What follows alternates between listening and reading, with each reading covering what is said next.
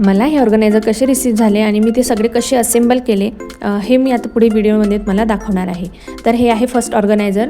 हे एक बॉक्ससारखं आहे, म्हणजे कार्डबोर्ड आहे याच्या आतमध्ये आणि तुम्ही बघू शकता एक वेगळं त्याला बेस वेगळा आलेला आहे, म्हणजे त्याला फोल्ड करून ठेवता येईल जर तो काढून ठेवला तर. वरून अशी फ्लिप आहे, समोरून त्याला असा वेल्क्रो दिला आहे ज्यामुळे ते अटॅच केल्यावर आपण त्याला क्लोज करू शकतो.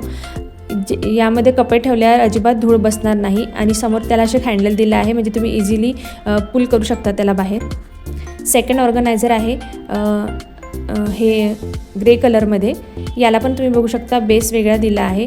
असे ते ओपन करून त्यामध्ये बेस ठेवून द्यायचा, म्हणजे ते स्टडी होऊन जातं, एकदम रिजिड होऊन जातं आणि इझिली आपण कपडे ठेवू शकतो त्याच्यामध्ये. हे 3 पीसमध्ये मला रिसीव झाले होते. थर्ड ऑर्गनायझर आहे हे. याला 7 कंपार्टमेंट आहे.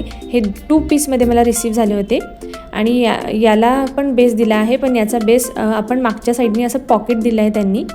मला असं वाटलं कुठे ठेवायचं, आधी मी चेक करत होते मला ते नंतर दिसलं की तिथे एक पॉकेट दिला आहे, त्याच्यामध्ये आपण तो अरेंज करून असं त्याला स्टडी बनवू शकतो. तर याच्यात इझिली आपण कंपार्टमेंटमध्ये कपडे ठेवू शकतो. स्पेशली जे वेगवेगळे बॉटम वेअर आहेत, जीन्स आहेत, हे आपण सिस्टमॅटिकली यामध्ये अरेंज करून ठेवू शकतो.